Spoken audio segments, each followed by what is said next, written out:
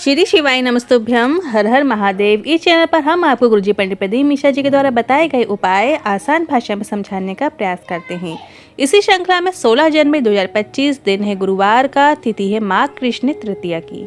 से अपने जीवन से दुख तकलीफ कष्टों को दूर करने के लिए, अपनी मनोकामना को पूरा करने के लिए कौन सा विशेष उपाय करना है, इसकी भी जानकारी आपको इसी वीडियो के माध्यम से मिलने वाली है। गुरुजी पंडित प्रदीप मिश्रा जी की जो शिव महापुराण कथा का सभी को इंतजार है, तो सभी जानना चाहते हैं कि अब शिव महापुराण कथा कौन सी तारीख से आने वाली है, टीवी पर, यूट्यूब चैनल पर आप कब से देख पाएंगे। तो हम आपको बता दें 16 जनवरी से 22 जनवरी 2025 में सूरत गुजरात में शिव महापुराण कथा होने वाली है, जिसका एड्रेस इस प्रकार है। वेदांत सिटी, खरवासा मंदिर के पास, डिंडोली रोड, सूरत। शिव महापुराण कथा को आप YouTube पर और टीवी पर, आस्था चैनल पर आप दोपहर में 1 बजे से 4 बजे तक होने की उम्मीद है। आप इस टाइमिंग पर शिव महापुराण कथा देख पाएंगे। बढ़ते हैं पहले उपाय की ओर। छत्तीसगढ़ के धमतरी के गौरी शंकर शिव महापुराण कथा में गुरुजी ने ये नया उपाय बताया था, जो कि इस प्रकार है। जिसका खुद का मकान नहीं है, किराए के मकान में रहते रहते जिंदगी बीत रही हो, बहुत कष्ट का जीवन चल रहा हो, नया मकान आप ले ही नहीं पा रहे हो, प्लॉट नहीं ले पा रहे हो, या कोई ऐसा योग ही नहीं बन पा रहा है, तो आपको गुरुजी का बताया ये विशेष उपाय करके ज़रूर देखना है। गुरुजी ने बताया है कि अपने आसपास के 5-6 बेलपत्री के वृक्ष आप देख लीजिए, चाहे वो बड़े हों या छोटे वृक्ष हों, जैसे भी आपको बेलपत्री के वृक्ष मिले उनकी सेवा करना शुरू करना है। धीरे धीरे उनकी सेवा करना शुरू करना है। जो बेलपत्री के वृक्ष होते हैं उनके नीचे साफ सफाई करना शुरू करना है, खाद डालना शुरू करना है, झाड़ू लगाना शुरू करना है, वहाँ पे आप बुहारी लगा दीजिए, सफाई करना शुरू करना है। या छोटे वृक्ष हैं तो उनको रोज़ जल दीजिए, उसमें खाद डालिए ताकि वो अच्छे से पनप सकें, बड़े हो सकें। इस तरीके से आपको 5 से 6 बेलपत्री के वृक्ष को गोद ले लेना है और उनकी सेवा करूँगा या करूँगी ऐसा आपको मन में दृढ़ संकल्प ले लेना है। और कम से कम 6 महीने आपको लगातार उनकी सेवा करना है। आप घर पे गमले में भी रख सकते हैं। आप घर के गमले में भी बेलपत्री का पौधा लगाइए और उसकी सेवा करिए। जब वो थोड़ा बड़ा हो जाए, इसके बाद उसे बाहर कहीं लगा दीजिए, मंदिर के आसपास प्रांगण में लगा दीजिए, जहाँ पर शिव भक्तों को भी उसका लाभ मिल सके।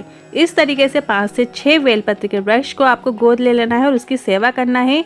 6 महीने तक लगातार सेवा करके देखो, उसके बाद जो 7वां महीना आपका और हमारा है, आप तब बताना बाबा ने प्रॉपर्टी दिलाई कि नहीं दिलाई, करके ज़रूर देखना। अब बढ़ते हैं अगले दूसरे उपाय की ओर। कभी आपको ऐसा योग लग जाए कि शिवालय में आप अकेले हैं और आपके पास कुछ नहीं है, या अगर आपके पास जल है, बेलपत्र है, तो कोई बात नहीं, आप कहीं गाड़ी से भी जा रहे हो, एकांत में एकांतेश्वर महादेव देखने को मिल रहे हैं, ना वहाँ पर नंदी हैं, ना पार्वती जी हैं, ना गणेश जी हैं, ना ही कार्तिकेय जी हैं, तो ऐसे एकांतेश्वर महादेव के दर्शन जरूर करना चाहिए। और 2 मिनट एकांतेश्वर महादेव के पास बैठकर दिल से कह देना, बहुत दुखी हूँ बाबा, पर मेरे महाकाल राजा ये दिल, मन, चित्त, बुद्धि, परिवार सब कुछ आपको सौंप दिया है और मेरी ज़िंदगी के निर्णय मेरे महाकाल राजा आपको लेना है। और मैं जानती हूँ आप मुझे गिरते हुए नहीं देख सकते, क्योंकि आप कालाधिपति हैं। इस प्रकार से निवेदन करने के बाद श्री शिवाय नमस्तुभ्यम मंत्र का जाप कीजिए। अगर आपको एकांतेश्वर महादेव मिल रहे हैं तो वहाँ पर जाकर इस प्रकार से आप कह सकते हैं, अपने मन की बात बोल सकते हैं। और अगर नहीं मिल रहे हैं तो आपके नज़दीक में जो शिवालय है उसमें जिस समय कोई नहीं आता हो, उस समय जाकर भी आप इस प्रकार से बाबा से निवेदन कर सकते हैं और श्री शिवाय नमस्तुभ्यम मंत्र का जाप कर सकते हैं। ये विशेष उपाय आप कभी भी किसी भी दिन कर सकते हैं। यदि आपको एकांतेश्वर महादेव मिल जाते हैं जहाँ पे कहीं वृक्ष के नीचे बैठे हों, तो वहाँ पर गुरुजी ने यह भी बताया है कि आप जहाँ एकांतेश्वर महादेव बैठे हैं वहाँ पे आपको साफ़ सफाई भी कर देनी है। वहाँ पर सूखी पत्तियाँ पड़ी रहती हैं, कोई हटाने वाला नहीं होता है। यदि वहाँ पर जाकर आप हटाते हैं, वहाँ की थोड़ी साफ़ सफाई भी कर देते हैं और इस तरीके से बाबा से निवेदन करते हैं, तो वो भी बहुत पुण्यकारी होता है, लाभ देने वाला होता है। क्योंकि एकांत में बाबा बैठे हुए हैं और आप जब जाते हैं उनके पास कुछ क्षण वहाँ पे बिताते हैं, कुछ समय अपना देते हैं, तो आपका समय कभी खराब नहीं हो सकता। बाबा आपका समय जरूर बदलते हैं। अब बढ़ते हैं अगले तीसरे उपाय की ओर। हाल ही की कथाओं में गुरुजी ने बताया था बिल्कुल ये नया उपाय। अगर कोई व्यापार अच्छा नहीं चल रहा है, व्यापार में आपको तरक्की देखने को नहीं मिल रही है, कुछ दिन व्यापार अच्छा चलता है फिर वापस डाउन हो जाता है, इस तरीके से यदि आपका व्यापार चल रहा है, आपको कोई भी तरक्की नहीं मिल रही है, या आप कोई नौकरी कर रहे हैं, आप उसमें पदोन्नति चाहते हैं, आपका पद नहीं बढ़ रहा है, तो ऐसे में भी आप इस उपाय को कर सकते हैं। आपको वटकेश्वर महादेव का नाम लेते हुए एक सरल और आसान उपाय करना है। वटकेश्वर महादेव इस उपाय को करने के लिए आपको एक बेलपत्र की आवश्यकता होगी और एक कलश जल की आवश्यकता होगी। बहुत ही विशेष उपाय है, पर ध्यान रखिए जब भी आप कोई उपाय करें तो जो आप बेलपत्र लेते हैं वो बेलपत्र आपको पूर्ण रूप से बनी हुई होना चाहिए, मतलब कहीं से खंडित नहीं होना चाहिए। अच्छी हरी भरी बेलपत्र होनी चाहिए जिसमें तीनों पत्तियां अच्छे से बनी होनी चाहिए। आप अच्छे से देख लीजिएगा, उसमें किसी प्रकार का छेद नहीं होना चाहिए और ना ही कहीं से कटी हुई होना चाहिए। इस तरीके की बेलपत्र ही, पूर्ण रूप से ही बनी हुई बेलपत्र ही महादेव बाबा स्वीकार करते हैं। एक बेलपत्र और एक कलश जल अपने घर के रसोई घर से आपको लेकर चले जाना है। जब आप बेलपत्र शिवलिंग पे अर्पित करेंगे, जिस ओर आप बैठे हैं, तो जो डंडी का मुख है आपकी ओर होना चाहिए। बेलपत्र की डंडी का मुख आपकी ओर करते हुए बेलपत्र को उल्टी अर्पित करना है, जैसा कि हम करते हैं अर्पित। चिकना भाग शिवलिंग पे स्पर्श होना चाहिए। इस तरीके से आपको बेलपत्र अर्पित करना है। अब इसके बाद जो एक कलश जल आपने लिया है उसको 7 बार शिवलिंग पे अर्पित करना है। मतलब एक बार में आपको पूरा जल अर्पित नहीं करना है, थोड़ा सा जल अर्पित कीजिए, फिर रोक लीजिए, फिर कीजिए, फिर रोक लीजिए। इस तरीके से आपको 7 बार गिन के जल अर्पित करना। जो 7वीं बार जब आप जल अर्पित करेंगे तब आपको कलश का पूरा जल शिवलिंग के ऊपर छोड़ देना है, अर्पित कर देना है। इस तरीके से 7 बार शिवलिंग पे जल अर्पित किया जाता है।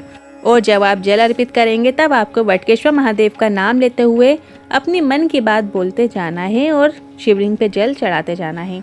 जलाधारी से जो जल आ रहा है उसको थोड़ा सा आपको अपने जल कलश के अंदर झेल लेना है और वो जल है अपने व्यापार व्यवसाय वाली जगह पे आपको थोड़ा सा छिड़कन कर देना है। श्री शिवाय नमस्तुभ्यं बोलते हुए छिड़काव कीजिएगा। 15 से 20 दिन लगातार आपको ये उपाय करके देखना है। अभी माघ का पावन महीना चल रहा है, इसमें किया गया दान पुण्य का बहुत महत्व होता है और शिवलिंग पे आप 1 लोटा जल भी चढ़ाते हैं, उसकी बहुत महत्वता होती है। तो ऐसे में आप 15 से 20 दिन लगातार इस उपाय को ज़रूर करके देखिएगा। ऐसा कोई व्यापार नहीं है, गुरुजी ने कहा, जो आगे ना बढ़े। ऐसी कोई दुकान नहीं जो चले ना इस उपाय को करने से। बिल्कुल आप करके देखिएगा और कमेंट बॉक्स में हमें ज़रूर बताइएगा कि आपको लाभ हुआ कि नहीं हुआ। वटकेश्वर महादेव का जो नाम है स्मरण किया जाता है। जब यदि हमारे ऊपर कर्जा भी हो जाता है तब भी गुरुजी बताते हैं कि वटकेश्वर महादेव का नाम स्मरण करना चाहिए। वटकेश्वर महादेव हमें वो बल देता है कि हम कर्जा भी चुका सकते हैं, इतना बल हमारे अंदर प्रदान करता है। तो वटकेश्वर महादेव का जब आप ये उपाय करेंगे तो आपका व्यापार व्यवसाय तो बढ़ेगा ही बढ़ेगा, ये निश्चित है। बस दिल से करके देखो और 15 से 20 दिन लगातार आप इस उपाय को ज़रूर करके देखिएगा। आज के इन उपायों से जुड़े मन में कोई सवाल या क्वेश्चन है तो आप कमेंट के जरिए पूछ सकते हैं। और यदि आप कोई टॉपिक पर वीडियो देखना चाहते हैं, सुनना चाहते हैं, तो प्लीज़ कमेंट के जरिए आप बता सकते हैं कि दीदी हमें ये उपाय जानना है, तो हम उसका वीडियो ज़रूर बनाएंगे। और वीडियो थोड़ा भी उपयोगी लगा हो तो वीडियो को लाइक करके कमेंट बॉक्स में हर हर महादेव ज़रूर टाइप कीजिएगा। और हमने एक व्हाट्सएप चैनल बनाया है जिसकी लिंक भी हमने कमेंट बॉक्स में पिन कर दिया। आप उस व्हाट्सएप चैनल को ज्वाइन कर सकते हैं जिसमें रोजाना की विशेष तिथियों की जानकारी आपको प्राप्त होगी। हर हर महादेव, श्री शिवाय नमस्तुभ्यम।